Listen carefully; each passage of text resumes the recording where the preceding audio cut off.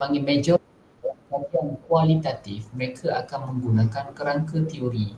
Kerangka ke teori sebab mereka dalam kajian mereka akan menghasilkan satu model ataupun teori. So mereka pun tak adalah kerangka lagi tak ada sebab dia akan dihasilkan di akhir. Cuma dia ada satu dia panggil theoretical ataupun teori dasar dalam kajian dia. Itu dia panggil kerangka teori kan. Itu ada dalam kajian kualitatif. Baik, yang kedua dalam kajian kuantitatif. Ni kita ada kat sini dah. Okey, dalam kajian kuantitatif dia boleh jadi ada kerangka teori dan boleh jadi ada kerangka konsep. Okey, kerangka teori kalaulah dalam kajian kita itu untuk nak test teori, teori dah ada. Tiba-tiba kita nak test dalam kajian kita. Maksud kita boleh gunakan kerangka teori. Dalam kajian kita dalam bentuk kuantitatif boleh kita buat kerangka teori kalau tujuan kita itu untuk kita nak test teori tu. Contoh kita dah buat satu kajian, tiba-tiba ada satu teori dalam kajian yang sesuai dengan kajian kita, so kita nak ambil teori tu, kita nak test dalam kajian kita, so theoretical framework yang kita kena buat. Okey, dalam kuantitatif lah. Baik, ada kalanya dalam kajian kuantitatif ni kita akan gunakan kerangka konsep, conceptual framework. Kebiasaannya majority dalam kajian kuantitatif kita akan menggunakan conceptual framework. Okey, cuba tengok kat sini apa beza kedua-dua ni. Okey, kerangka teori adalah merujuk kepada teori yang dah ada. Teori tu memang dah ada, memang teori dah ada. Tetapi bila kita buat kajian bacaan kita dalam literature, mendapati bahawa teori ini memang sesuai nak dikaji dalam konteks kajian kita, maka contohlah satu kajian ini buat di Selangor, contoh di Selangor yang diandaskan ni berada di Selangor. Satu teori dibuat, satu kajian dibuat di Kelantan contoh, menggunakan satu teori. So dalam teori tersebut dia dapati bahawa signifikan teori itu kat Kelantan. Dia kata, kat Kelantan boleh jadi betul kan? Kenapa saya tak buat kat Kuala Lumpur? Kok sama, boleh jadi sama. So kita nak ambil teori yang ditesting dekat Kelantan, kita nak test tempat kita. Itu panggil teori testing. Kita nak test teori. Jadi kita ambil teori tu, kita pun jadikan kajian kita. Senang sangat kan? Very simple. Nanti saya tunjuk je lagi macam mana cara nak buat kerangka teori ni kan. Okey, yang kedua adalah kerangka konsep ni adalah kerangka yang pengkaji akan jalankan kajian. Dia belum establish lagi, dia tak ada kerangka lagi. Ia dibina berdasarkan kepada sorotan literatur yang kita buat. Daripada literature nanti kita akan bentuk satu kerangka berdasarkan kepada literature yang kita buat. Ini common dibuat. Tetapi adalah teori-teori dasar dia kena ada. Tapi untuk peringkat-peringkat master dengan PhD nanti perbahasan yang lain lah. Cuma beza kat sini, yang pertama kerangka teori, kita ambil teori sebiji, plug in dalam kajian kita, selesai. Dalam kerangka konsep kita tidak ada kerangka yang dah sedia ada, kita yang bentuk kerangka tu berdasarkan kepada literature. Tu beza dia. Jadi kita nak guna mana? Satu. Nak guna satu boleh, nak guna dua pun boleh dalam kuantitatif, tapi majoriti kita akan guna yang kedua tu. Tapi kalau nak guna yang pertama pun boleh, tak jadi masalah. Jadi mana satu, kita nak letak dua-dua sekali ke? Kan? Ni kita beri kefahaman, boleh rujuk dalam beberapa buku research methodologies. Contoh saya bagi dua lah. Yang pertama, Shah Sajamid ni How to Write a Better Thesis. Dia bagi cadangan, dia kata salah satu je dah, jangan buat kedua-dua sekali. Sebab kedua-duanya menerangkan maksud yang sama, cuma nature je yang berlainan. Kerangka teori kalau kita nak test teori, kerangka konsep kalau kita nak test variable yang kita bina berdasarkan kepada literatur. Kebiasaannya begitu. Jadi salah satu je lah. Nanti kalau supervisor suruh buat dua-dua sekali, cakap kat dia salah satu lah cukup kan. Tengok design kita. Tapi kalau dia suruh buat kedua-dua sekali, nak buat guana, buatlah, nak guana ikut je lah kan. Tapi sebenarnya tak perlulah buat kedua-duanya sekali. Baik, boleh baca dalam beberapa buku lah, tapi saya nak sebut kat sini adik-adik semua kat sini kadang, tapi budak-budak PhD ni memang saya akan bagi buku je. Okay, baca buku ni, baca buku ni, baca buku ni. Ini terang dekat sini. Tapi adik-adik dekat adik tak payahlah. Tak payah. Baik, mari kita tengok sama-sama. Baik, macam mana kita nak bentuk kerangka ni? Yang pertama kita tengok contoh. Contoh, ini kerangka teori. Macam contohlah, saya nak buat satu kajian. Contoh kajian saya ni konon-konon saya bagi contoh kajian saya ni gaya pembelajaran pelajar PAI.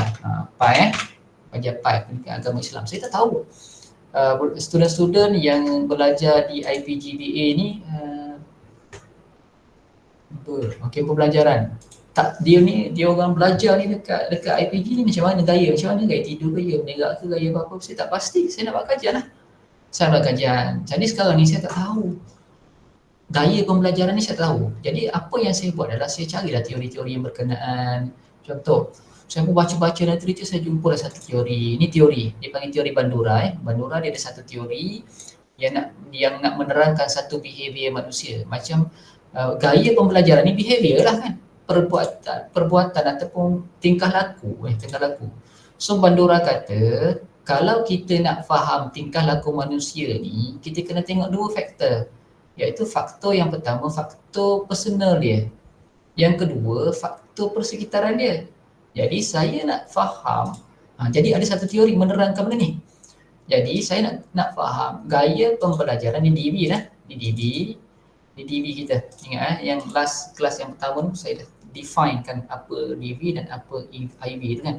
Apa DB, dependence variable, ataupun boleh ubah bersandar kan. Ingat siapa saja buat kajian kuantitatif dia kena faham betul. Paling basic kan. Okey, gaya pembelajaran. Saya nak buat kaji gaya pembelajaran pelajar-pelajar PAI. So, saya tak tahu apa benda yang saya nak akses ataupun saya boleh kaji dia. So, saya pun tengoklah pada teori Bandura. Bandura kata nak kaji behavior orang ni ada dua perkara, iaitu faktor personal dia. Faktor personal ni disebut kat sini, faktor kognitif, faktor gaya pemikiran dia. Gaya pemikiran dia kan. Kemudian faktor yang kedua adalah faktor persekitaran. So dua faktor ini memberi kesan kepada gaya pembelajaran pelajar PAI. Jadi saya pun buatlah kajian saya. Jadi bentuk saya punya kerangka teori macam ni.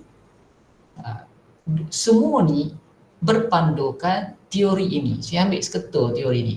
Jadilah saya punya kerangka. Kan senang. Betul tak? Tengok teori, inilah kajian saya. Macam ni lah saya nak katakan. So, saya nak buat satu kajian tentang masak nasi sedap. Saya tak tahu macam mana nak masak nasi sedap sebab saya masak nasi saya tak pandai. Ini analogi dia kan. Saya pun, apa yang perlu saya buat untuk saya tahu nasi itu jadi sedap macam mana? So, saya kena tengok teori. Teori apa? Teori emak saya panggil. Saya pun tanya mak saya, mak, kalau nak masak nasi, kena buat apa? Mak kita kata secara teorinya nak masak nasi, air mesti cukup, yang kedua ada garam sedikit. Dua faktor yang memberi kesan menyebabkan nasi itu sedap. Mak saya kata air dengan faktor garam. Saya kata, ya ke gitu. Jadi pun saya nak tahu sama ada nasi yang saya masak dah saya tak tahu, jadi saya nak suruh nasi saya sedap nanti saya guna teori mak saya. Mak saya kata gunakan air begini, gunakan garam secubit rasa. Contoh, saya pun masak. Bila saya masak, bila kita nak buat kajian kuantitatif, kita menganggap ataupun kita buat prediction, kita membuat hipotesis. Memang kita akan membina hipotesis, iaitu kita menganggap daripada teori. Mak saya kata sedap disebabkan air, sedap disebabkan garam. Kita pun bina hipotesis. Garam memberi kesan kepada nasi, air memberi kesan kepada nasi. Itu hipotesis kita. Kita tak dapat jawapan lagi. Saya pun buatlah kajian, tiba-tiba garam memberi signifikan kepada nasi dan air kesan dia signifikan, hubungannya signifikan kepada nasi. So saya menjawablah hipotesis saya. Itulah kajian kuantitatif. Dan ada kalanya teori yang mak kita bagi kat kita tu, bila kita buat tak jadi. Kemungkinan dia bukan faktor air yang mak kita kata teori dia masak gunakan air jadi sedap. Itu teori kata. Kita buat guna air, tiba-tiba nasi kita masih tak sedap. Jadi air tak sedap tapi garam sedap. Rupanya garam saja yang berkesan kepada sedap nasinya tadi, bukan sebab air. So teori mak kita kata guna air itu kita tolak. Itulah kajian, itulah hipotesis. Jadi sekarang ni saya nak kaji gaya pembelajaran pelajar PAI, saya gunakan teori Bandura. So Bandura kata sebab personal factor dengan persekitaran, boleh jadi yang ini ada hubungan yang signifikan, boleh jadi tidak. Boleh jadi yang ini ada hubungan yang signifikan, mungkin tidak. Ini yang paling senang kita nak buat kerangka. Senang nak buat kajian apa-apa, buka literature sikit, buat sintesis yang macam saya ajar gitu. Kemudian kita tengok, teori ini teori yang sesuai untuk digunakan dalam kajian saya. Jadi kita pun ambil teori itu, kita bina kerangka kita berdasarkan teori tadi, dan kita running satu kajian kita kuantitatif. Jadi kat sini kita bentuk kerangka dipanggil kerangka teori kajian. Okey, boleh faham? Okey. Alia Husna, boleh kan? Nabilah, okey ke? Simple je kan? Kita nak tahu kerangka teori. Okey, ada soalan tak setakat ni? Kalau nak bertanya lah. Saya cerita pasal benda yang simple je supaya senang faham, lepas ni boleh terus buat je. Boleh lah? Nak Amira boleh lah? Yang saya nampak lah ni, nama-nama yang saya nampak kat sini saya sebut lah ya. Saya tak kenal pun siapa-siapa kat depan saya ni. Okey, Muhammad Aiman boleh lah? Aiman, Kamarina kan? Wan, boleh? Alhamdulillah, simple, very simple kan? Baik. Itu kerangka dipanggil kerangka teori. Baik.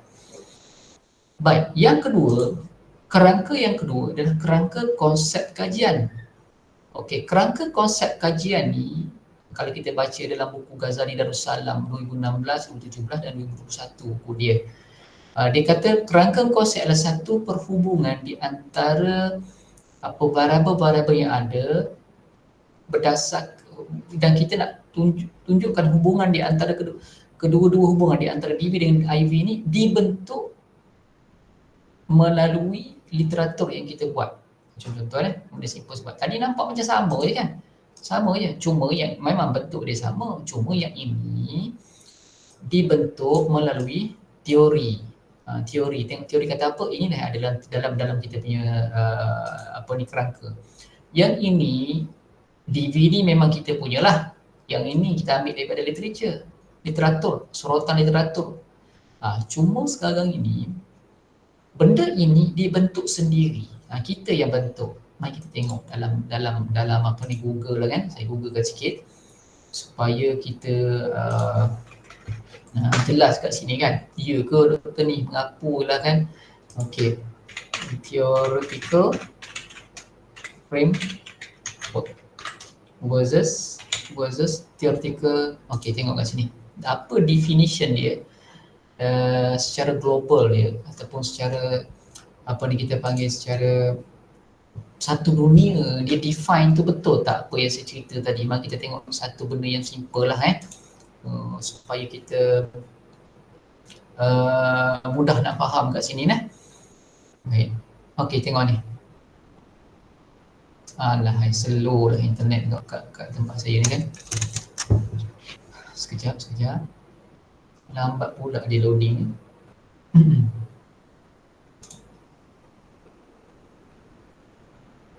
Okey, cuba tengok kat sini. Theoretical framework dengan conceptual framework. Used to test the theory. To test the theory, to predict, to control the situation within the context of research inquiry. Maksudnya kita guna teori untuk kita predict kajian kita. So kita ambil teori, kita gunakan dalam konteks kajian kita. Itu dia theoretical framework. Conceptual framework aim to encourage the development. Maknanya kita bina kerangka itu berdasarkan kepada literature yang kita ada, dan secara basic ni ada teori-teori yang ada kat belakang dia.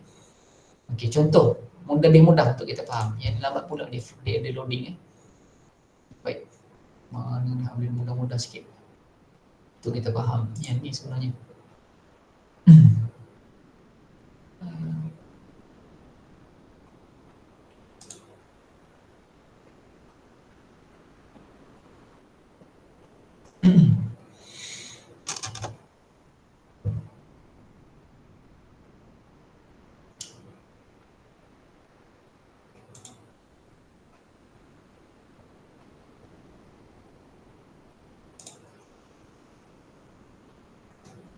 baik. Conceptual framework, synthesis of relevant concept. Kita buat sintesis daripada literature, kita dapatkan dia punya konsep. Theoretical, kita ambil daripada theory as a whole or part of our research. limit the specific research problem, memang spesifik pada problem yang tertentu lah. Maknanya memanglah kalau kajian kita ni memang kita ada problem-problem yang kita nak kita panggil nak selesaikan. So beza kat sini, kita yang synthesizekan dia dalam bentuk melalui konsep literatur yang kita buat. Okay, baik, payah nak buat, mari kita buat, baru awak faham semua kan. Contoh, tak apa, saya bagi dulu contoh dia kat sini. Okey, pembentukan kerangka konsep ni berdasarkan kepada suratan literatur yang kita buat. Kita baca dulu sedikit, and then kita pun buatlah sedikit sintesis kita panggil analisis, baru kita bentuk kerangka kita. Dan adakah pemboleh ubah konsisten? Jika konsisten, boleh dibentuk hipotesis. So macam mana kita nak tahu pemboleh ubah itu sesuai dalam kajian kita? Dia ada dua pendapat. Ini untuk level anda lah, saya beri paling mudah. Jika benda itu, fenomena itu konsisten, maknanya kita baca literature, dia konsisten lah benda tu yang menyebabkan CA. Contoh gini, saya kata saya nak buatkan nak masak nasi supaya nasi itu sedap kan. So saya kena cari literatur yang menerangkan apa faktor yang menyebabkan nasi itu sedap. Yang tadi saya bagi contoh, saya tengok teori mak saya kata ada dua ni je. So saya pun test. Itu saya ikut teori. Dalam kaedah yang kedua adalah kita merujuk kepada literature. Iaitu contoh, saya kata nak masak nasi sedap. Saya tanya mak saya kata nak nasi sedap, faktor dia adalah garam dengan air yang cukup. Okey, itu mak saya kata. Mak saya tu literature satu lah. Kemudian saya pergi pada literature yang kedua pula. Saya tengok orang sebelah, makcik sebelah. Tanya makcik sebelah, makcik masak nasi sedap. Apa yang menyebabkan nasi makcik masak tu sedap? Makcik tu pun katalah, oh nak masak nasi sedap kena tambah ni sikit, tambah apa ni kita panggil tambah susu sikit lah, susu cair sikit dalam nasi. So sekarang ni kita ada dua literature dah. Mak kita kata garam dengan air, tapi makcik sebelah kata tambah susu cair jadi sedap nasi. Dah ada dua literature. Kemudian kita pergi tanya makcik yang ujung pula. Tanya dia nak masak nasi biasa makcik letak apa? Oh, makcik ni kata dia letaklah sikit daun pandan. So ada tiga literature yang berbeza kan. Kemudian kita pergi pula literature yang keempat. Makcik yang keempat tu kata dia letak daun pandan sebab wangi sikit. Nampak ada dua literature yang mengistilahkan dua perkara yang sama, itu daun pandan untuk menyedapkan nasi. Kita pun kita tanya makcik ujung. Last sekali kita tanya satu taman lebih kurang 10 orang lah contoh, 10 literature lah kita buka kan. Setiap literature tu menggariskan faktor yang sama, yang berbagai, dan kita cari faktor yang paling konsisten. Contoh, kita kata dalam bunch 10 orang makcik-makcik tukang masak kat kampung kita tu, ada 3 orang yang kata daun pandan, dan adalah 4 orang yang mengatakan letak garam. Yang lain tu ada letak macam-macam. So kat sini kita dapati ada 2 faktor yang sangat konsisten yang menyebabkan nasi sedap. Kenapa kita kata konsisten? Sebab ramai yang test memang sedap. Oh, kita kata ya kot, boleh jadi kalau saya ikut letak daun pandan dan letak garam tadi, nasi boleh sedap. Sebab kita menganggap, kita predict, kita menjangkakan kita pun akan jadi yang sama berdasarkan kepada faktor-faktor yang konsisten. Konsisten ini sebab orang yang sebelum ini memang dia buat memang betul sedap. So kita pun boleh jadi dia sedap, aku buat pun sedap. Itu yang kita kata hipotesis. Orang ni kata sebab daun pandan, di rumah dia buat daun pandan sedap, agaknya kalau aku masak kat rumah aku guna daun pandan pun sedap. Maksudnya kita boleh gunakan pemboleh ubah yang konsisten ini sebagai salah satu daripada variabel kita untuk kita masak.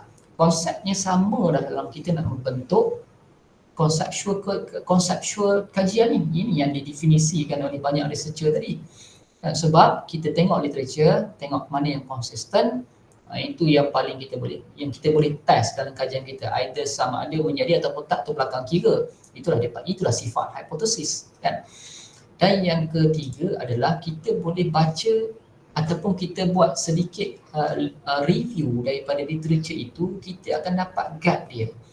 Gap ini biasanya kita baca dalam artikel-artikel ni, dia orang buat kajian tu apa yang tak lengkap dalam kajian dia. Kebiasaannya akan ada Tapi kena buat bacaan yang mendalam lah. Ini level ni level PhD punya kerja lah dengan masters kan. Jadi untuk level anda ni sangat tinggi lah untuk ni. Jadi saya tak naklah fokus sangat di sini. Kalau saya fokus, saya terpaksa terang dalam sangat. Jadi macam level PhD dengan master pula. Jadi macam tinggi sangat.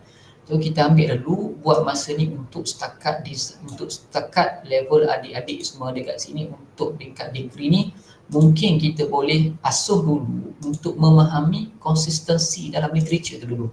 Mungkin pensyarah-pensyarah dekat sini kan, mungkin kita boleh didik dia supaya dalam pelajar kita ni dia tahu membaca dan melihat literatur tu macam mana dan konsistensi literature tu apa untuk dia bina hipotesis dia. Yang ni memadai lah untuk level anda kan. Untuk yang bawah ni agak tinggi, saya rasa macam takut pening pula nak ceritakan. Anda sekarang bukan nak buat PhD pun. Okay, baik. Jom kita buat dulu macam mana. Macam mana nak buat benda ni? Yang untuk kerangka konsep ni. Kalau kerangka teori mudah. Just kita pergi kepada teori dan kita bentuk kerangka kita berdasarkan pada teori saja. Senang, very simple. Baik. Nanti kita akan buat tunjuk cara. Kejap lagi kan, kerangka konsep dan kerangka teori. Contoh yang pertama kan. Yang pertama, kita pergi dekat sini. Saya pun buka lah. Google lah dulu. Google dulu. Contoh, saya nak buat kajian tentang gaya pembelajaran. Gaya pembelajaran pelajar PAI. Contoh saya nak buat. Itulah kajian saya. Okey. Jadi sekarang ni, saya nak bentuk kerangka teori dulu. Kerangka teori, saya tak tahu teori apa yang digunakan dalam gaya pembelajaran. Sebabnya saya nak test teori ni. Saya buat lagi ni. And teori. Okey, kita buat teori kan. Saya pun kajilah dalam konteks gaya saya ni, apakah teori gaya pembelajaran ni. Biasanya Brunner dan sebagainya lah. Wallahualam, saya pun tak pastilah teori apa dia pakai kan. Teori John Dewey pun ada, gaya belajar John Dewey dan sebagainya kan. Okey, contohlah kita tengok satu artikel ni, kita pun buatlah satu sintesis. Sintesis ni saya dah ada sediakan kepada anda semua macam ni. Kita buat sintesis sikit lah.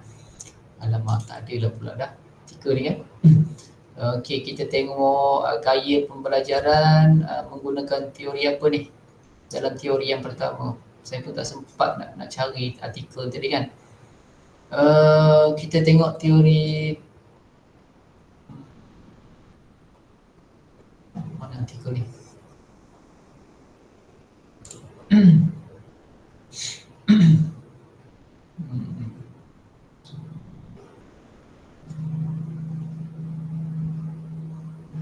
Okey, contoh gaya pembelajaran ni dia gunakan gaya pembelajaran kooperatif.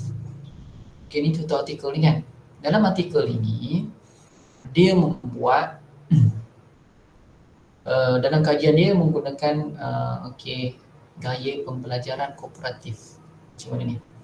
Maknanya mungkin kita boleh gunakan benda ni nak predict gaya pembelajaran student kita.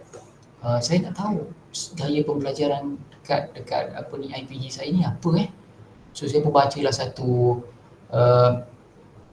kajian yang macam ni. So saya buka teori ni, dia pun gunalah gaya pembelajaran cooperative learning lah. Lambat lah pula Okey, Google lah senang. Bila artikel tu tadi sebut dah gaya pembelajaran cooperative learning. So kita pun kena buat sedikit analisis. Tak boleh dah pula banyak masalah bagi ni pula internet ni kat tempat saya ni. Kadang-kadang okey, kadang-kadang tak okey. Okey, contoh kita pun kena buat analisis sikit lah. Nanti nak berhujah dengan supervisor kan. Maknanya kena adalah sedikit supervisor tanya lah, kenapa awak buat guna teori ni? Kan?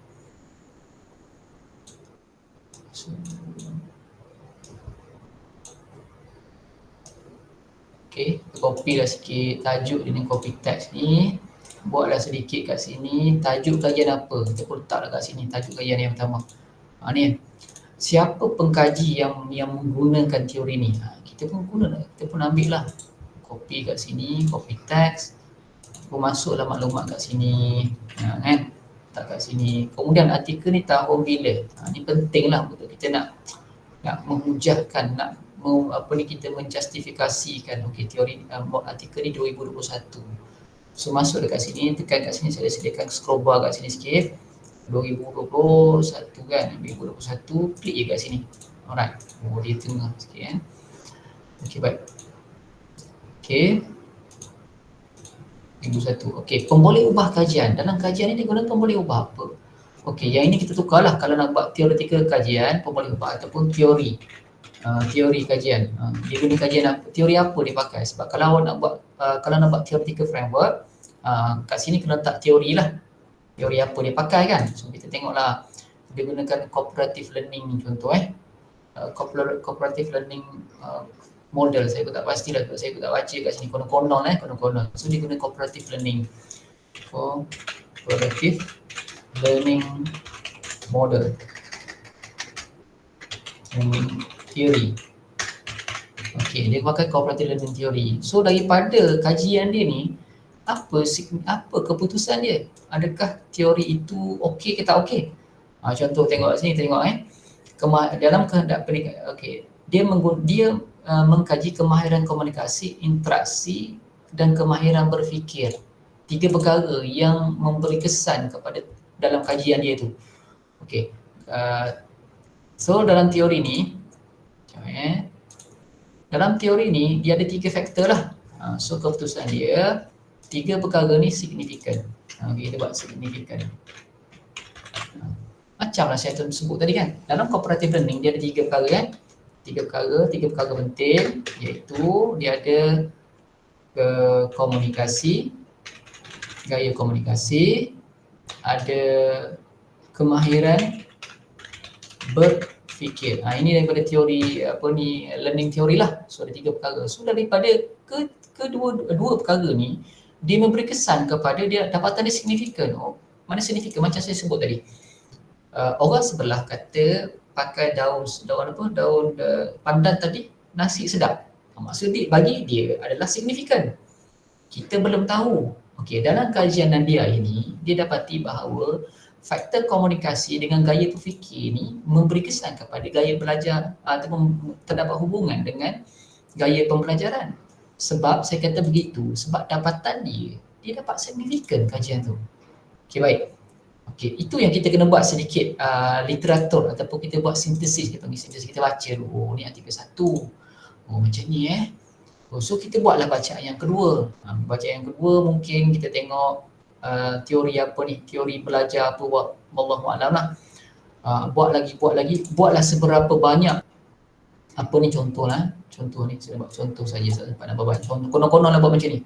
Banyak ni artikel Timah contoh ni artikel orang lain, ni artikel orang lain lah konon-konon So dalam okey, contoh kita buat dalam 10 lah ataupun atas pada 5 lah, 10 artikel kita banyak, kita buat sintesis tadi, kebanyakan dalam artikel ini mereka menggunakan teori yang sama ataupun kita cari mana teori yang paling konsisten, yang paling banyak orang pakai dalam kajian ini.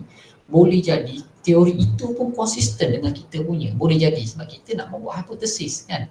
Itu sifat dia dalam teori. Kita tengok, kita baca-baca sikit, teori ni sesuai ni, cooperative learning theory. So jadi sekarang ni bila kita dapat contoh, let's say lah kita buat analisis, kita dapati bahawa dominasi adalah teori ni contoh berbanding dengan teori lain. Teori lain tu macam 1-2 orang je buat. Maksudnya pendapat orang daripada literature yang kata daun pandan tadi ramai berbanding dengan seorang yang mengatakan garang. Mana kita nak ambil? Contohlah kita kata saya nak pergi surau, jalan kaki ke nak pergi surau, tanya orang kat surau tu on the way nak pergi surau tu ada hantu ke tak ada hantu. Kita tak tahu ada hantu ke tak ada hantu kan. Kita tanya orang tanya makcik sebelah ada hantu tak? Makcik kata tak ada. Tanya jiran yang sebelah lagi ada hantu, dia kata. Tanya jiran sebelah lagi ada hantu. Tanya jiran sebelah lagi ada hantu. Tanya hujung sekali ada hantu. Last sekali kita tanya tak ada hantu. Mana kita nak percaya? Nak percaya orang kata ada hantu ke orang tak ada hantu? Tak ada hantu 2 orang je. Majoriti orang kata ada hantu. Mana kita nak pakai?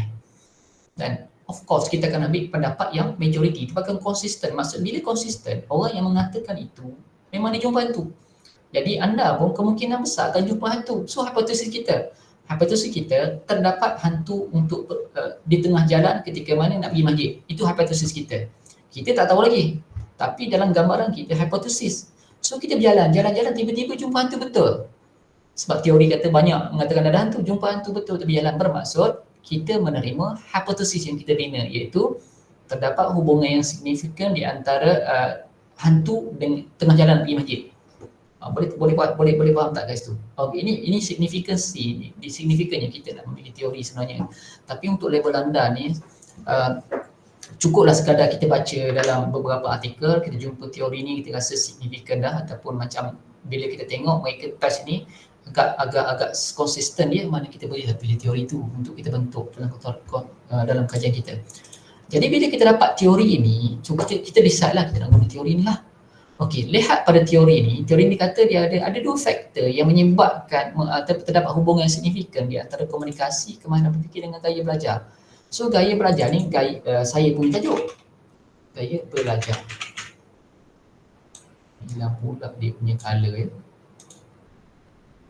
Gaya belajar ni kajian saya. Pelajar PI. IPGKBP. Ibarat. So sekarang ni saya nak gunakan teori apa tadi? So saya gunakan teori cooperative learning. So saya pun bentuklah saya punya teori.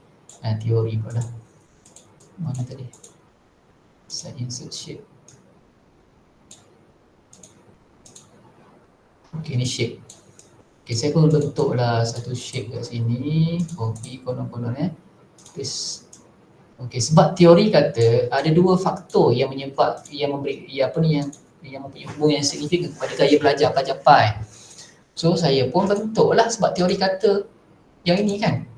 So dua benda lah. So berapa kali so dah saya ni kan. Kita pun buat macam ni. Jadi mana-mana tengok pada teori tersebut, dia kata komunikasi dan kemahiran berfikir. So dia akan jadilah kita punya komunikasi dan gaya berfikir. Okey, ada dua perkara kat sini kan.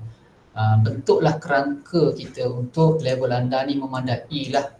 Dalam dua variabel ni jangan banyak-banyak sangatlah untuk level degree kan. Tak payah banyak-banyak sangat. Sebab dua pun boleh, satu pun okey dah sebenarnya. Kita pun buat kaji hubungan antara gaya komunikasi pelajar terhadap gaya belajar pelajar PI, IPGKBA. Dua, jangan lebih pada dua lah, jangan banyak sangat. Satu ataupun dua cukup memadai. Okay. Ini pada kerangka teori. Kerangka teori. Itu yang pertama kita buat Yang pertama. Kaedah yang pertama. Okey.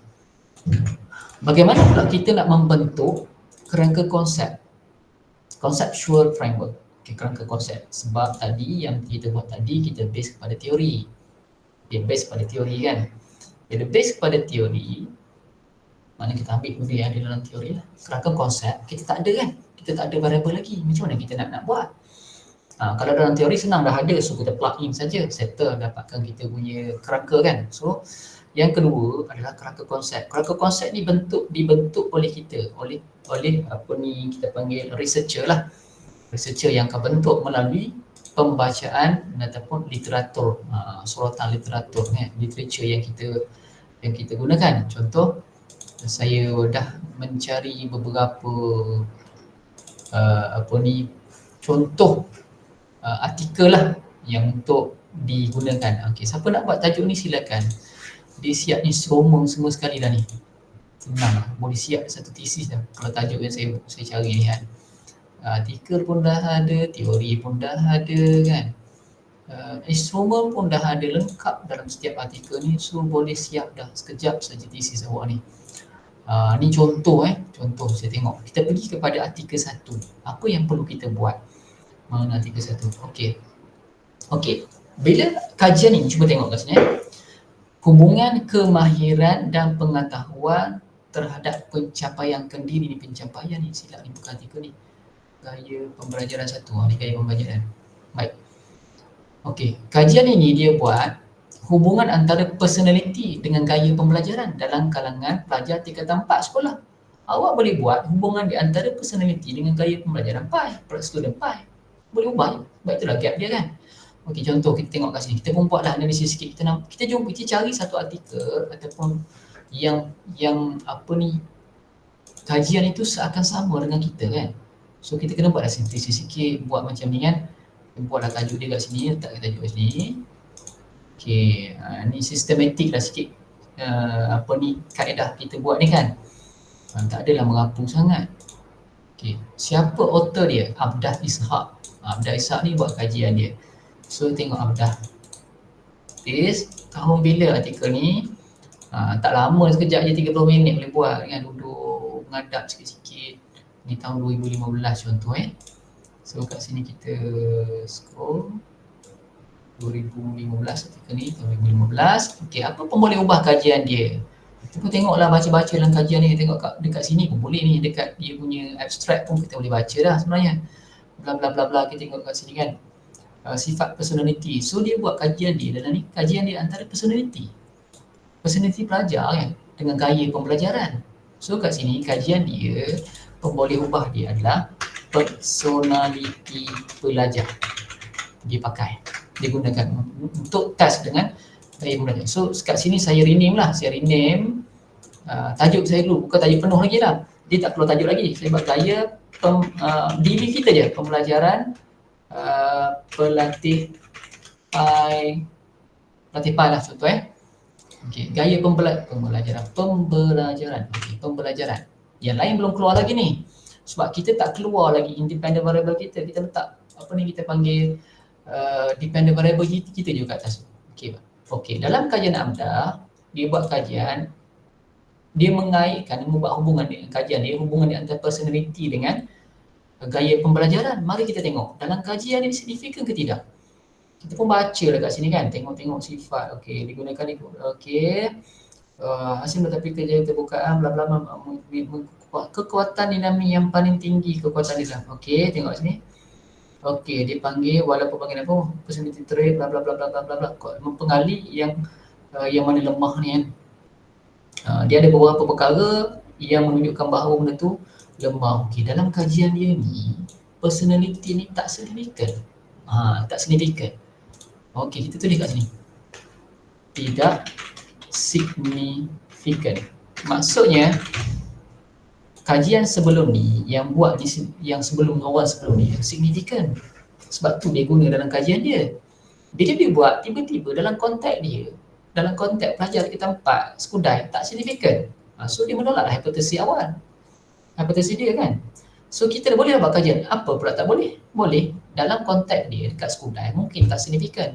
Mungkin di IPG signifikan. Tak ada masalah. Boleh je kita buat. Kita nak test. Oh dia tak signifikan. Aku try lah. Kita nak try pula. Kita rasa kita nak try. Nak try dalam konteks kita. Apa salahnya? Tak ada masalah. Cuma dapatan ni tidak signifikan. Personality dengan gaya belajar. Tak signifikan. Tak apa. Okey, itu artikel 1. Kemudian kita pun pergilah artikel 2 pula. Artikel 2. Okey. Oh, ni dia buat kajian tahap. Sekejap mana tadi? Korang tu dah. Kan. Okey, yang ni pula. Ni artikel yang kedua kan. Dalam artikel yang kedua ni, Maria anak Ahoy ni, okey, kita pun ambil lah maklumat ni. Sebab kajian ni seakan kita kan, pengaruh budaya terhadap gaya pembelajaran murid Iban. Dia buat dekat Sabah, dekat Sarawak mungkin. Awak buat dekat Kuala Lumpur, berbeza tak? Okey, itu gap dia. Kan gap yang saya tunjuk itu ada 7 jenis kan. Salah satunya adalah different demographic, itu pun dikira juga sebagai gap. Tapi untuk level degree boleh lah, untuk level PhD tak boleh lah begitu. Tapi level degree boleh, tak jadi masalah. So kita letaklah sedikit ni kat sini. Tengok anak Ahoy kan. Mana artikel dia? Okey, artikel ni tahun 2000 berapa ni? Mana tadi? Saya tak ingat lah. Konon-konon lah. 2021 lah konon-konon Okey, 2021. Okey, 21. Kat sini contoh. Tajuk kajian ni tajuk apa? So kita tengok tajuk dia. Tajuk dia pengaruh budaya terhadap gaya pembelajaran. Okey, dia buat dalam kalangan masyarakat Iban. Kita buat dalam kalangan pelajar PAI. Mungkin boleh jadi budaya, boleh jadi mempengaruhi gaya pembelajaran sebab orang Melayu dia macam ni. Geng-geng ustazah, gaya belajar dia macam ni. Tawaduk semua kan. Kalau geng-geng yang bukan ustazah ni, mungkin dia gaya belajar dia suka tengok video, suka tengok dengar Walkman dan sebagainya. Ada lain pula. Okey, dalam kajian ini dia gunakan apa? Budaya, pengaruh budaya sebagai pemboleh ubah dia. Budaya. Okey, kita tengok pula dalam kajian dia ni, kita buatlah bacaan sikit kan. Hari tu Ustaz, saya pun dah ada bagi beberapa tool yang boleh gunakan untuk baca kan. Kita guna Science Space, boleh guna Scholarcy tu, boleh masuk dalam tu biar dia tolong baca untuk kita dan kita tengok apa dia punya hasil kan. Ataupun nak tengok, dia tengok kat sini je, tengok dekat abstract tu. Kalau malah baca di bahagian finding dia kan. Manakala pengaruh budaya menunjukkan pengaruh budaya menunjukkan kesulitan yang tinggi rupanya memberi impak, tengok budaya memberi impak yang signifikan. Kajian ni maksudnya budaya itu signifikan. Dia dapat dia signifikan, positif lah, maksudnya sebagai dia beri ada pengaruh yang kuat lah kepada gaya pembelajaran. So Maria, kajian dia budaya ni memberi kesan kepada ni. Okey, very good. Okey, begitulah seterusnya. Okey, saya buat satu lagi lah, satu lagi supaya kita nak nampak kan gaya pembelajaran. Okey, selesai dah tajuk gaya ni. Okey, mungkin kita tengok yang ini, hubungan gaya kecerdasan emosi dengan gaya pembelajaran. Ni dalam tesis ni. Siapa-siapa nak buat ni boleh ni, tak ada masalah. Okey, kita tengok kajian ni dia buat ni. Okey, kemudian tengok dia punya Alifah binti Saring. Alifah Saring. Okey, kajian ni boleh Alifah Saring. Tik kat sini and then kita tengok tesis ni tahun 2012. 2012. Okey, dibuat kat mana saya pun tak baca lagi tesis. Saya main apa ni download je dia kan. So dalam dapatan kajian ni tesis ni, tapi tak apa, kita boleh baca je, tak masalah kan. Okey, abstrak ni kita tengok kat abstrak dia. Dia dapat macam mana? 3 kategori pembelajaran dan endan. Dia guna teori dan endan. Okey, bla bla bla bla, terdapat hubungan signifikan antara gaya pembelajaran dengan emosi. Maknanya hubungan signifikan wujud, maknanya signifikan dekat sini. Emosi dengan gaya pembelajaran sangat signifikan. Kat sini emosi, pengaruh emosi. So signifikan. Okey.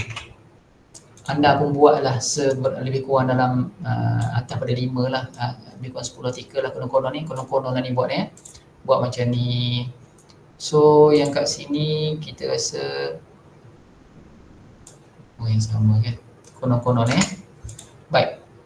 Kat sini dia buat budaya, emosi, personality. Kat sini konon-kononnya dia buat gaya kita panggil visual theory. Ambil contoh visual tak kisahlah apa-apa kan, mungkin gaya apa ni, mungkin pengaruh faktor persekitaran. Okay. Jadi sekarang ini dalam kita punya, mungkin anda buat dalam 10 orang, konon-konon 10 orang. So kat sini kita boleh tengok, kita tengok trend dia, kita akan tengok trend dia sebab nanti boleh bincang dengan supervisor kan untuk memilih yang mana salah satu sesuai. So tengok satu sini personality kan, konon-konon kita buatlah colouring sikit. Faktor personality, kat sini pun personality, kat sini pun personality, kat sini pun personality. So kat sini kita nampak banyak lah yang gunakan. Konon-konon ini bukan budaya lah konon-konon yang kat sini dia gunakan kajian dia buat pengaruh faktor kawan-kawan. Okey, kawan-kawan rakan sebaya buat kat sini kan. So persekitaran, okey, yang kedua, okey, 1, 2, 3, 4 yang mengatakan faktor dia tak signifikan kan. Konon-konon signifikan lah, signifikan, tak signifikan pun tak ada masalah, okey je. Baik, so dalam ketiga-tiga mereka ni dia rujuk literature dulu, menyebabkan dia memilih untuk buat kajian dia. So yang kedua adalah faktor budaya. Contohnya ni faktor budaya kan, kita pun hijau kat sini, budaya ada 2 je budaya. 2 budaya. So kita buatlah analisis kita sendiri kat sini kan, kita buatlah sedikit sigma dia, personality ada 4, contohlah kita buat 4. Okey, 4 lah. Yang kedua budaya ada 2. Okey, contoh kita tengok lagi emosi, mungkinlah ni untuk catatan sendiri lah, yang catatan sendiri dulu. Emosi mungkin kita gunakan color yang lebih berbeza sedikit untuk mudahkan kita nak pick dia kan. Emosi ada 3. Okey, so kat sini emosi ada 3. Contohlah kita buat yang lain ada satu-satu saja. Okey, right, sekarang ni kita nampak there's majority dia adalah personality dengan emosi kan. Itu bagi consistent lah, maksudnya literature consistent. secara literaturnya. Jadi sekarang ni bila konsisten, itu yang kita boleh gunakan sebab dia memang konsisten dan dapatan sebelum ni. So kita pun boleh pilih lah personality dan emosi, konon-konon So kita pun letak kat sini. Jadi kita pun pilih pengaruh faktor emosi dan juga pengaruh faktor personality. Okay. Baik, dah dapat dah. Pengaruh kita buat kajian kita, hubungan di antara emosi dengan gaya belajar PAI dan personality dengan gaya pembelajaran PAI. Bila kita dapat benda ni kat belakang ni, maka kita boleh bentuklah tajuk kita. Tajuk kita boleh buat gini. Hubungan di antara, kita tengok kita punya emosi dan personality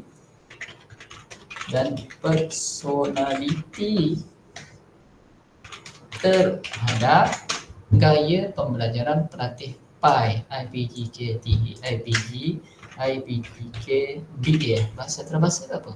Lupa dah dapat satu tajuk dah. Okey, sebab tu tajuk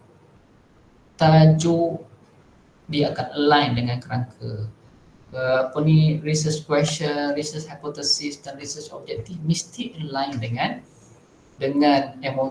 kerangka ni. Sebab tu kerangka ni kena buat dulu, baru kita dapat tajuk, dapat research question, research objective dan juga research hypothesis. Baru kita dapat. Ataupun kita nak buat satu je, tak ada masalah. Untuk level anda ni satu pun okey. Buat satu sebab kita buat banyak ni. Kita rasa yang ni yang paling konsisten, faktor emosi. Kita pun buatlah satu je. Boleh dalam kerangka kita macam ni. Tak ada masalah untuk level ni.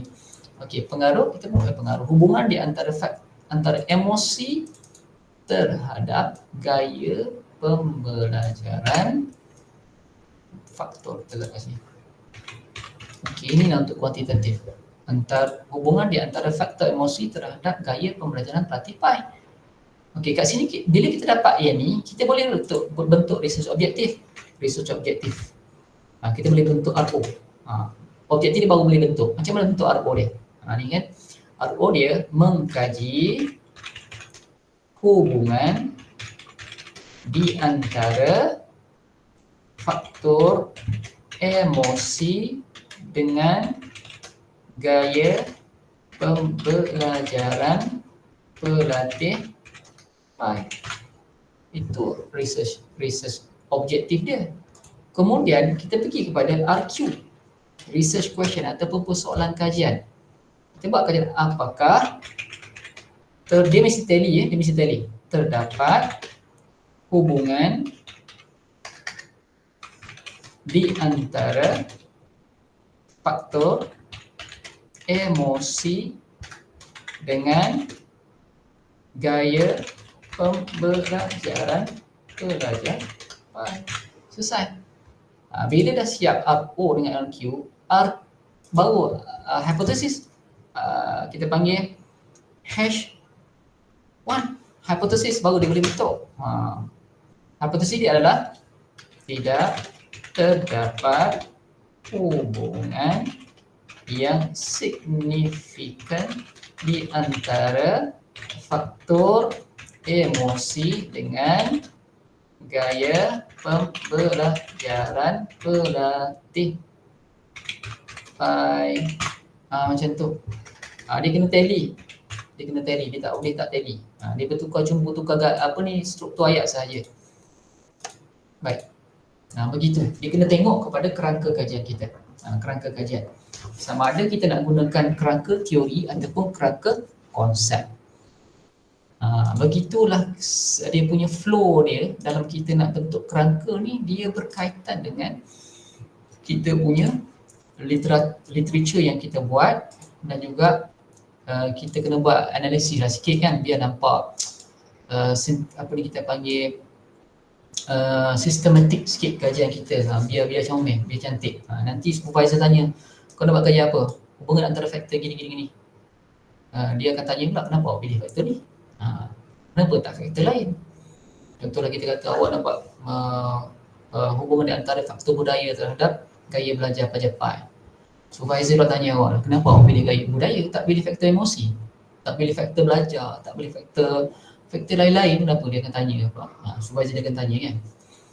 Barulah kita bercerita dengan supervisor, tunjuklah kita punya sintesis ni. Tunjuklah sintetisnya.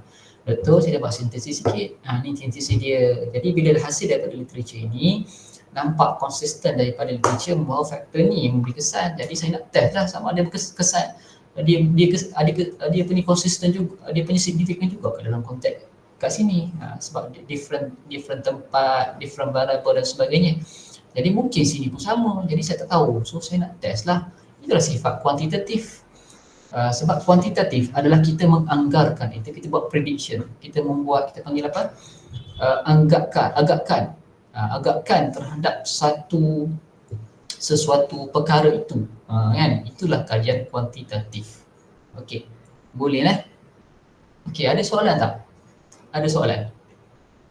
Kalau ada soalan. Kita buka soalan sikit.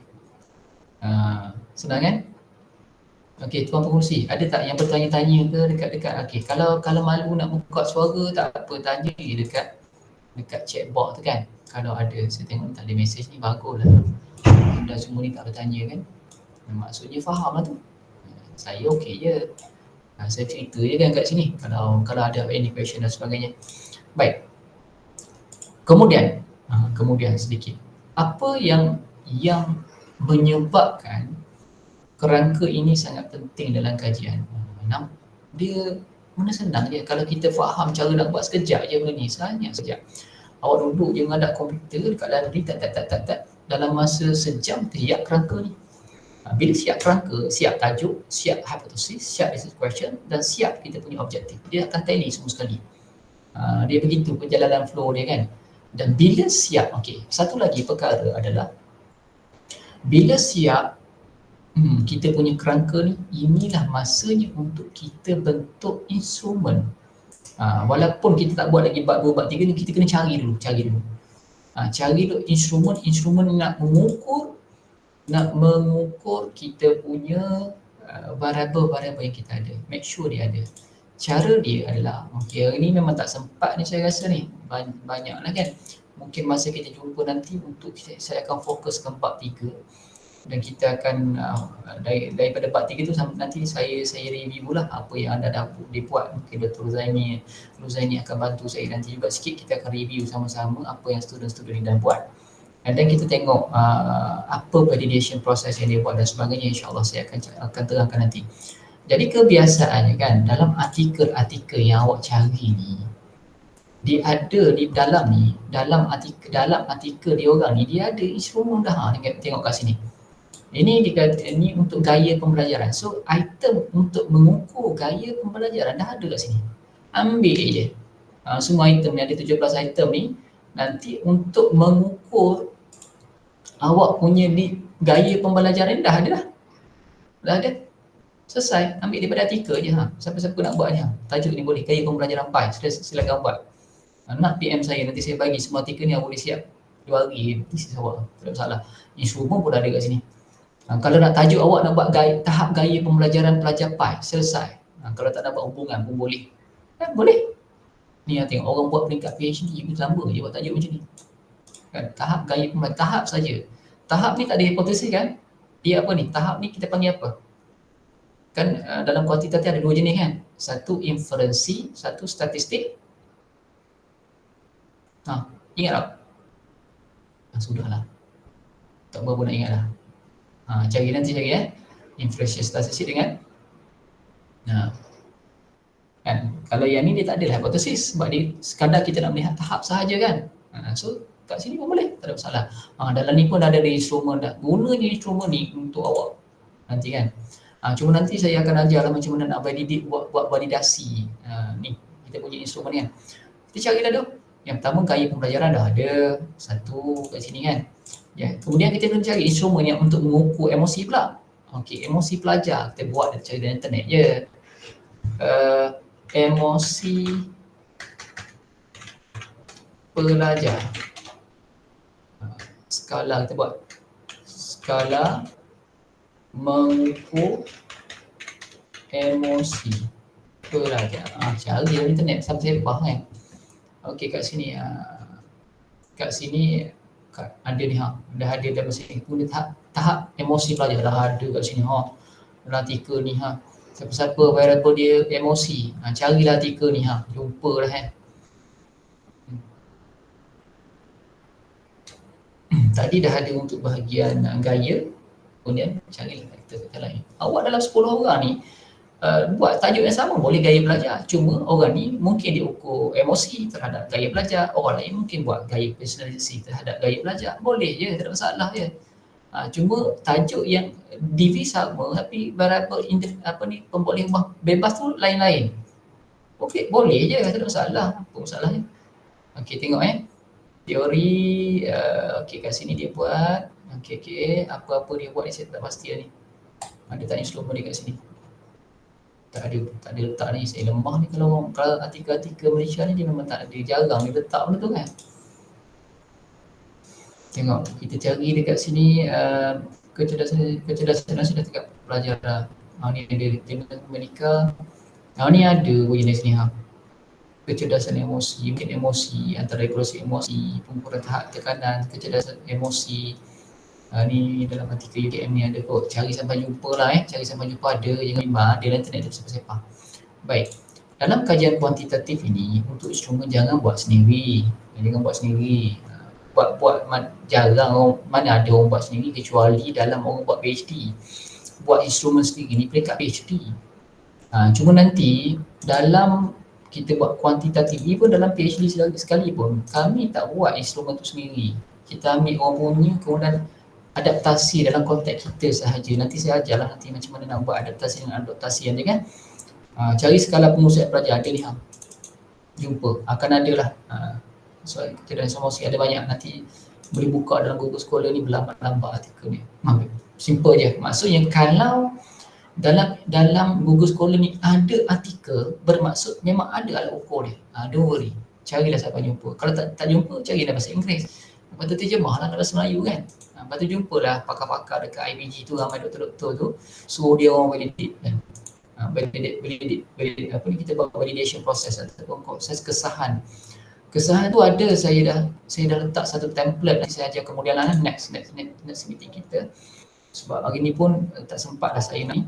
Cuma cari dulu sampai jumpa instrumen yang nak digunakan, kemudian ambil saja. Contoh saya buat satu demo lah. Okay, contoh ni saya dapat daripada satu artikel kan.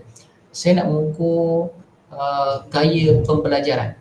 Ni gaya pembelajaran. So saya ambil kopi ni. Dekat sini, dekat template ni saya letak satu dengan instrumen Okey, masuk kerja kat sini instrumen pemboleh ubah apa? Gaya pembelajaran. Kita kumpul dulu kat sini. Yang pertama gaya pembelajaran. So saya jumpa dah daripada internet ni, saya pun ambil lah.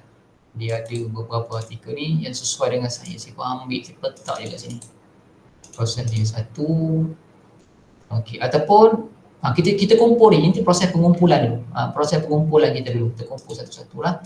Ini proses biasa. Even pelajar PhD ke master pun buat benda yang sama. Jangan buat sendiri sebelah Kalau supervisor suruh buat sendiri tu saya nak kata apa banyak proses lah. Sebab PhD ni kalau siapa-siapa buat PhD buat instrumen sendiri pun makan masa 4 tahun 5 tahun baru siap.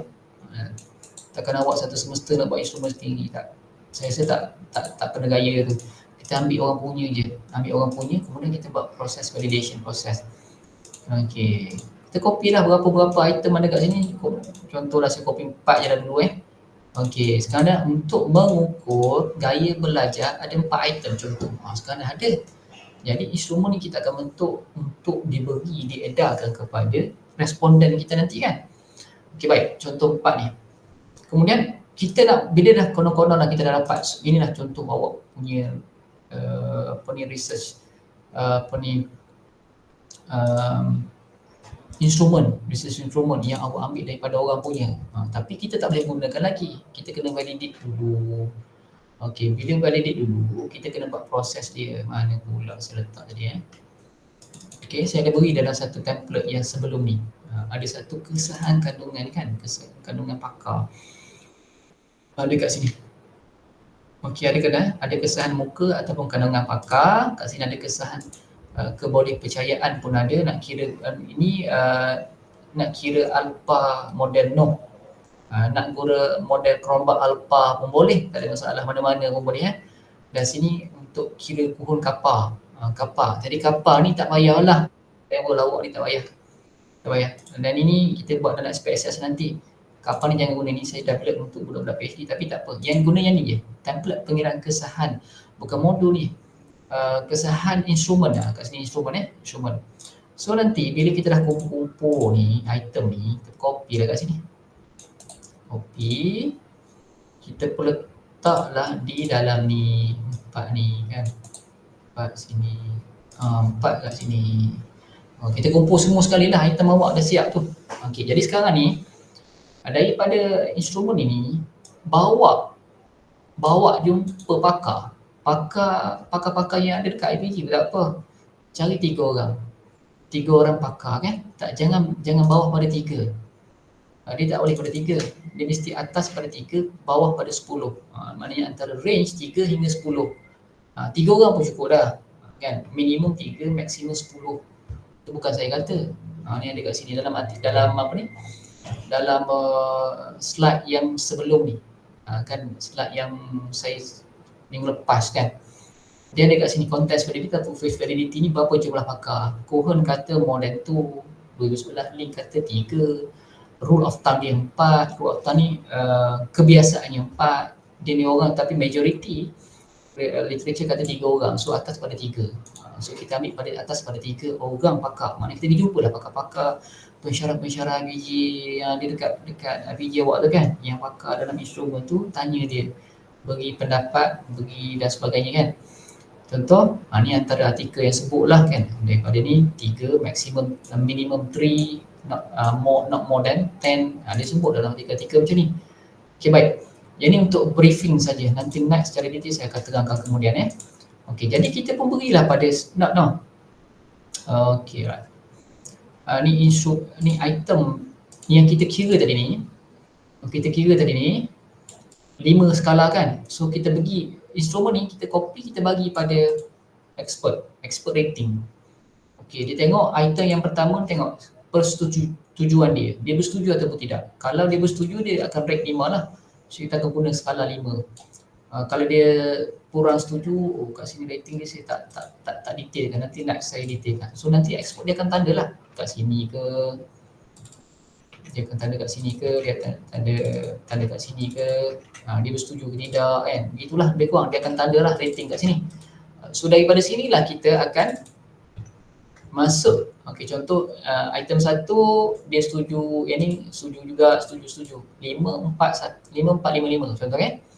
So nanti anda masuk kat sini. Okey, yang pakar 1 dia rating 5, item 2. Yang ni dia rating 4 kan. Yang ni rating 5, yang ni rating 5 tadi. So kita key in lah satu-satu kat sini nanti. Nanti dia akan keluar satu figure kat sini. So pakar ni saya letak lah 5 kat sini. Jadi kalau nak ambil 3 pun tak apa. Okey. Jadi kat sini kita pun tengoklah daripada hasil kiraan nanti dia akan keluar satu jumlah skor kat sini, iaitu 0 point ni kan. Jadi kat sini dia mesti atas pada 70% kesepakatan. Jadi kat sini semua atas pada 70%. Jadi item-item kita ni sah. Okey, tak apa. Ini saya briefing dulu sebab kita tak cukup masa. So next saya akan ajar benda ni Okey, itu cara dia. Bila bagi pada 3 orang pakar akak dekat sana, so dia orang bersetuju, kita dah kira kat sini, maka item kita tu boleh digunakan untuk digunakan dalam konteks kajian kita. Okey. Jadi benda ni semua berpunca daripada mana? Daripada kerangka kita. Kerangka lah yang jadi panduan keseluruhan tesis kita tu. Sebab tu kita kata macam kita nak beli rumah, bila orang tengok kerangka orang tahu. Saya tengok kat sini, saya tahu dah apa kajian awak. Kita tahu dengan sendiri lah. Kita tengok kerangka kan. Jadi kerangka lah memberi gambaran secara keseluruhan kita punya tesis tu sebenarnya. Begitu. Baik. Itulah sedikit sebanyaklah untuk yang sempat kita bina hari ni, buat hari ni, dan nantilah untuk kita berjumpa bersemuka kok nanti saya tak ingat berapa bulan, dan kita akan fokuslah pada bab 3 dan sebagainya. Fokus, kemudian apa yang perlu dibuat dalam bab 3 tu dan apa yang perlu anda lakukan, saya akan briefing lah dan nanti akan buat sama-sama. Baik, saya open soalan jika nak bertanya. Macam mana soalan tadi? Macam bunyi, apakah syarat nak ambil, boleh ke ambil instrumen online tapi kita tak isytihar guna teori yang berbeza dalam pembinaan? Tak apa, boleh je ambil. Biasanya bila kita bina kerangka kajian kita itu, memang di basicnya ada teori dah belakang tu, tak ada masalah. Instrumen kita ambil dengan orang tu, kita ambil orang dah guna, kita modify ataupun guna sebiji dia punya dalam konteks kajian kita, tak ada masalah. Itu biasa, normal dalam research. Cuma kalau lebih beradab, kita email lah kat dia, saya nak guna awak punya instrumen ni untuk kajian saya, selesai, tak ada masalah. Dibagi, kita bagi, tak ada masalah pun sebenarnya kan. Biasanya researcher dia akan bagi orang guna, tak ada masalah kan. Siapa ni, syarat tak ada syarat-syarat, ambil selagi ianya bertepatan dengan syarat dia adalah mesti tepat dengan variable kita. Itu je syarat dia. Kalau kita cari-cari jumpa instrumen yang mengukur tepat apa yang kita nak ukur, kita boleh gunakan, tak ada masalah. Dan secara beradab ni email kat dia, boleh tak tuan doktor, saya nak gunakan instrumen ini, bla bla. Saya biasa masuk dalam email saya gambar pelajar-pelajar PSMP, ada daripada mana-mana, Sabah pun ada yang dia orang nak guna yang saya punya research. Banyak saya terima. Saya kata ambil je. Tak ada masalah, saya rasa. Orang nak ambil ke nak buat apa kan, itu normal. Saya lagi suka orang nak guna yang saya punya. Dapat pahala. Saya dulu pun ambil daripada orang punya. Yang kalau dalam kajian saya itu saya gunakan, saya ambil daripada USA. Saya minta izin dia orang bagi, saya guna je. Tak ada masalah. Selagi mana instrumen yang kita nak ambil itu bertepatan dengan kajian kita, boleh guna. Tak ada masalah. Tengok kepada kerangka awak. Awak nak ukur apa, silakan. Tapi konstruk yang diukur berbeza. Kalau diukur berbeza tak boleh lah. Contoh awak nak ukur gaya belajar, mesti cari instrumen yang ukur gaya belajar. Bila kalau contohlah, dia instrumen yang kita nak guna itu mengukur gaya belajar, tapi mungkinlah konteks dia berbeza. Contoh, gaya belajar masyarakat Jepun. Kita kena ubah dalam masyarakat Jepun tu. Itu panggil adopt dengan adapt. Bila adaptasi, kita ambil sebiji-sebiji. Kalau adopt kita boleh ubahkan sedikit, tapi maksudnya jangan lari.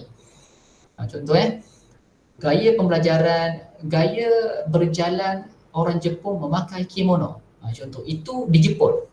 Bila kita bawa kat sini, kita tulis gaya belajar orang Malaysia memakai baju kebaya. Yang kita tukar sikit kimono dengan baju kebaya lah. Tak boleh lah kimono kita nak bawa kat sini. So maksud item tu kita boleh modify, tapi dengan syarat tak lari maksud bagi item itu. Macam Dr. Zaini dah. Siapa ni tanya ni? Kalau konstruk diukur berbeza tak boleh guna lah, sebab macam mana nak ukur benda berbeza? Contoh kalau dalam kajian awak tu ukur personality dengan gaya belajar. So yang kita ambil mesti personality untuk mengukur personality dan untuk mengukur gaya belajar. Itu yang kita ambil. Kalau kita nak ukur personality tapi instrumen tu untuk mengukur persekitaran, tak boleh lah. Tak kena dengan kita punya kerangka. Kerangka kita pun memanglah secara basicnya ada teori kat belakang tu sebenarnya. Kita bentuk tadi sebab kita ambil daripada kajian orang kan. Dalam kajian orang tu dia memang dah ada teori belakang tu sebenarnya. It's simply kita memang dah ada teori di belakang dia. Don't be worry. Dan pembinaan instrumen yang dibuat oleh orang-orang dahulu, dia berpaksi pada teori dah sebenarnya. Menjawab ke soalan saya tadi tu, Dr. Zaini, siapa ni? Tuan moderator tadi kan? Okey. Saya doktor. Siapa tu? Saya Dr. Zaini. Dr. Zaini lah, saya ingat ke moderator tadi. Ada dua nama.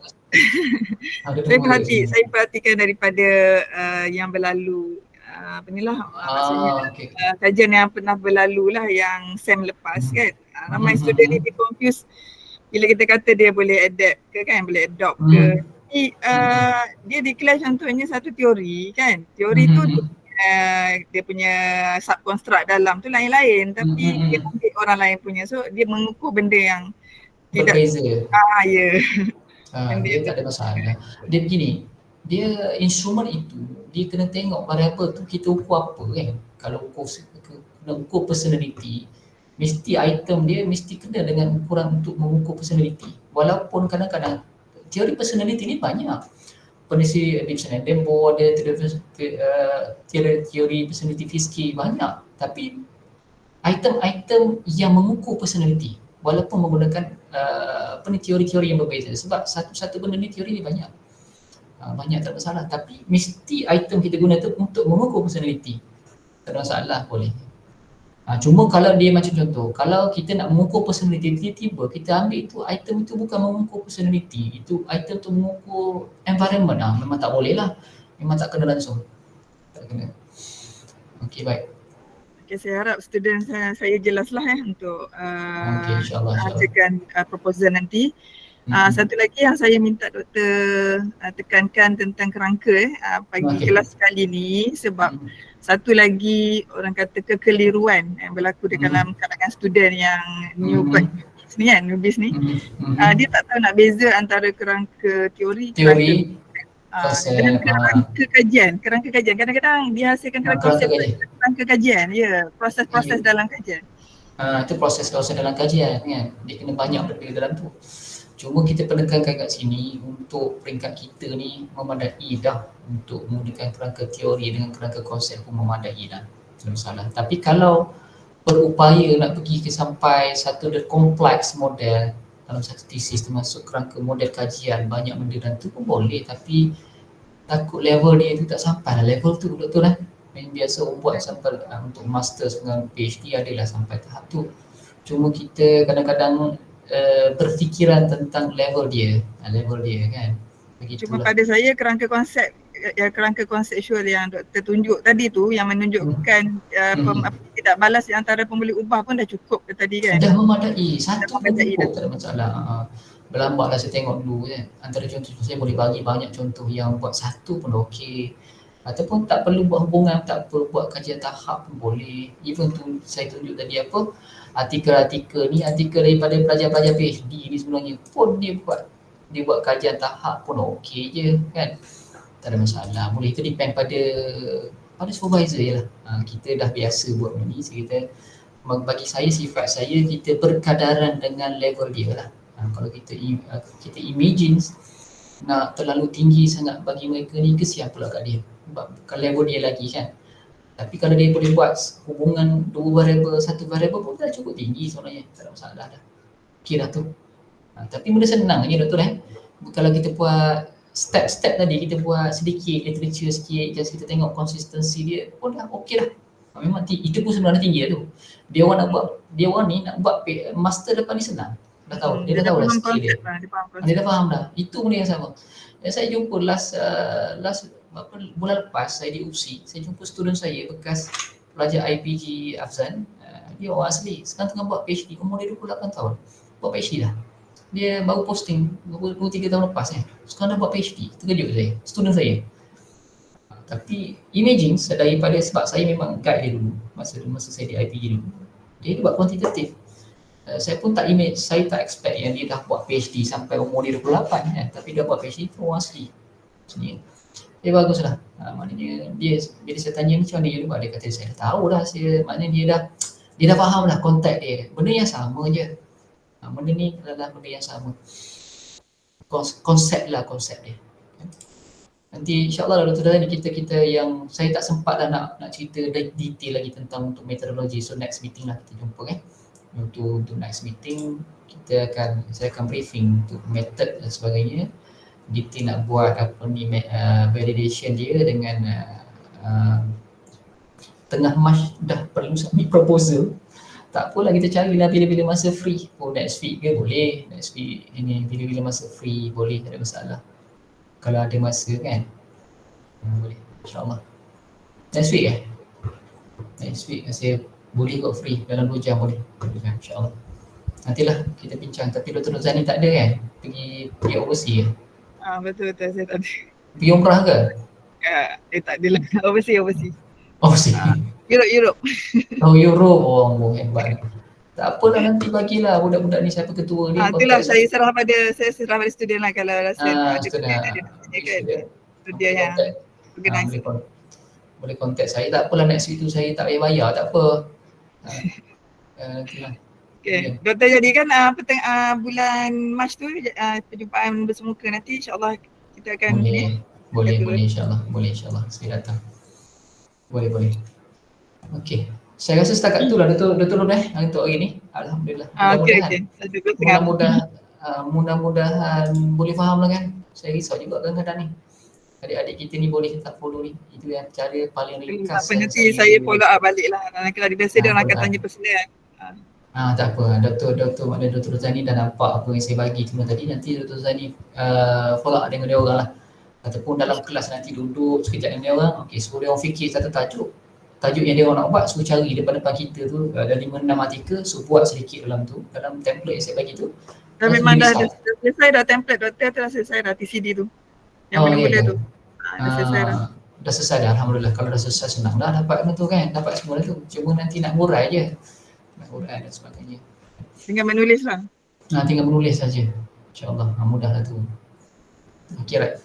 Kalau tak ada apa-apa lagi, kita berhentilah setakat ni untuk hari ni. Terima kasih atas perhatian semua. Terima kasih juga Dr. Rozani kerana sudi menjemput saya. Walaupun sesi ni ada juga dalam student IPIK tak silap saya. Next week agak tak silap saya dengan IPIK. Dan benda yang sama juga. Saya masih benda yang sama je. Benda sama gini. Okey, terima kasih semua adik-adik kita ni. All the best pada anda semua. Semoga berjaya. Okey.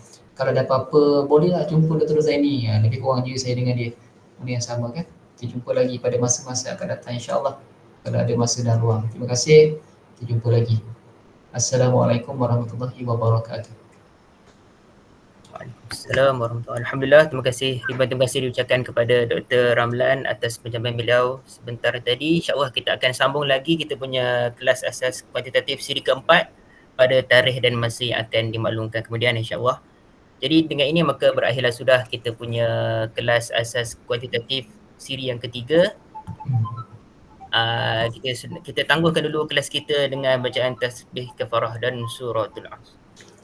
Bila taufiq wal hidayah. Assalamualaikum warahmatullahi wabarakatuh. Waalaikumsalam warahmatullahi wabarakatuh. Jumpa lagi. Assalamualaikum. Terima kasih doktor. Terima kasih doktor.